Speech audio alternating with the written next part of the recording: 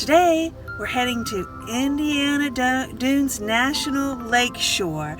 It's about an hour's drive from north of Chicago, and it's a $15,000 acre park with 15 miles of southern shore on Lake Michigan. And there's a lot to do here. We're going to choose between scouting for rare species of birds.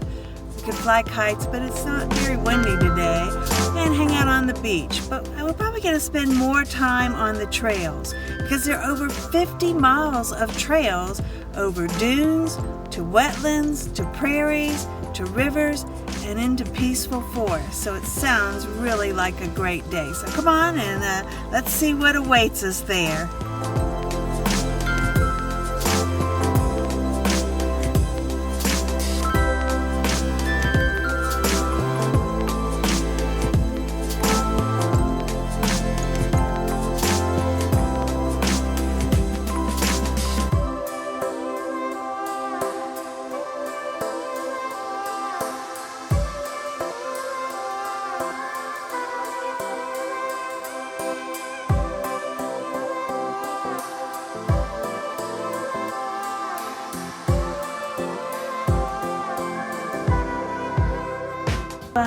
What can you tell me about Miller Woods here in Indiana Dunes National Lakeshore? Oak savanna here at Miller Woods is what we're primarily known for.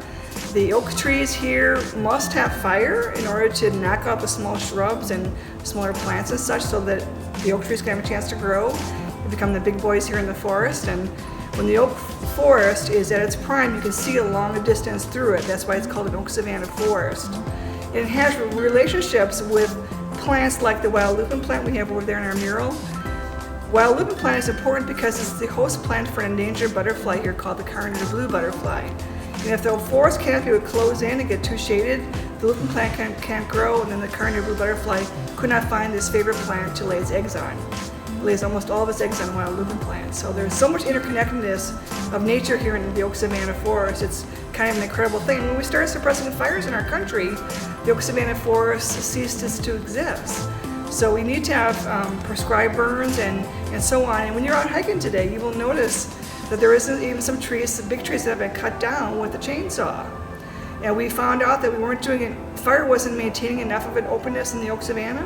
So we actually had a grant, and we cut down some of the big oak trees out here in the forest to maintain that savanna habitat. Mm-hmm. So it's 201% of what we have in our country now is oak savanna. So it's very rare. Oh wow. And so it's quite beautiful, and we have beautiful birds like the red-headed woodpecker that are typical of this habitat. We have lots of beaver activity you'll see out there in the interdomal ponds, and you will have an enjoyable hike, I'm sure.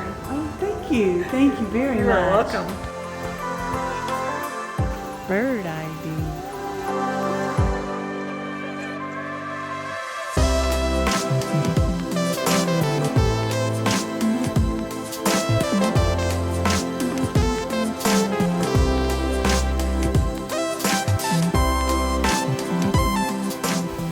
Island in the midst of the cattail.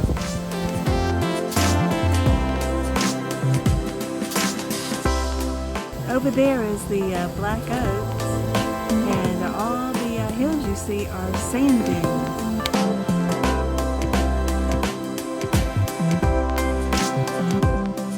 There's a lot of birds out there. What'd you see today, hon?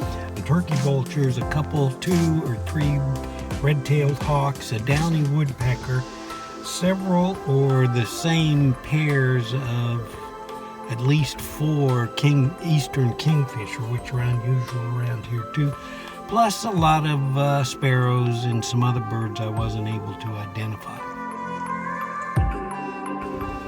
Here we go. We're going to the top of the sand dune here.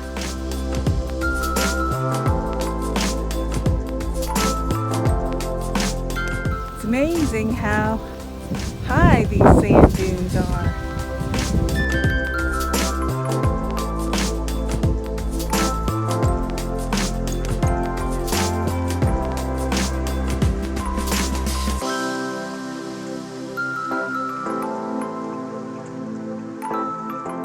When Joseph Bailey arrived in 1822, he was really one of the first settlers here.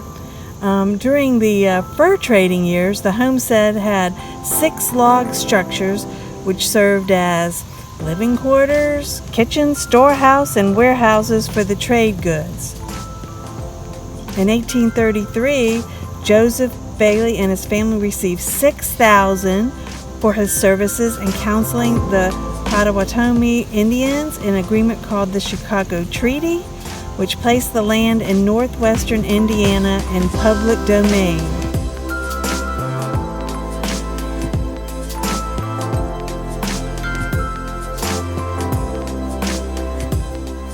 This is pretty. This is a beachside forest. Pretty big sand dunes getting to the beach.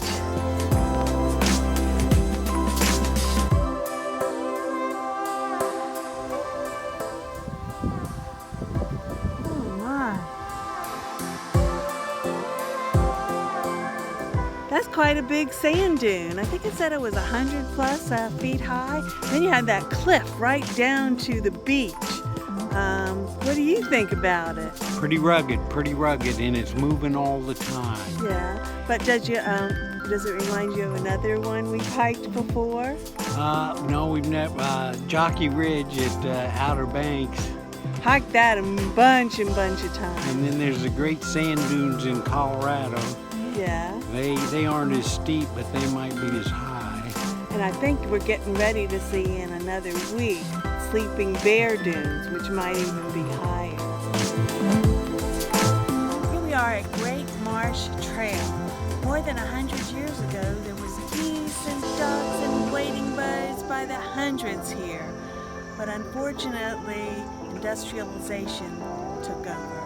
So 500 acres of the Great Marsh that was here has been restored to its previous industrialization condition. So we're hoping to see a lot of birds here. Got my bird buddy, and let's see what we can find.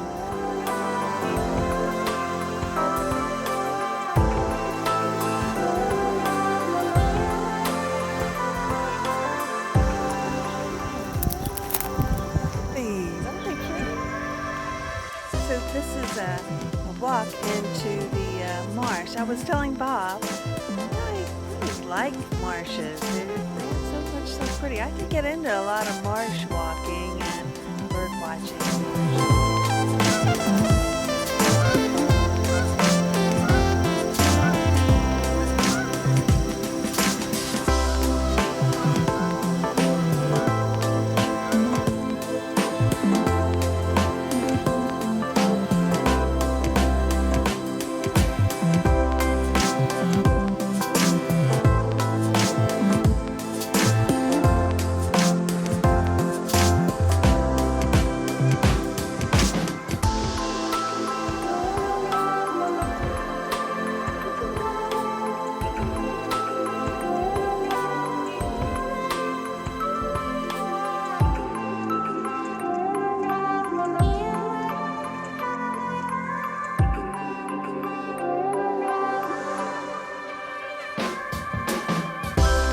I love this marsh. What all did we see today?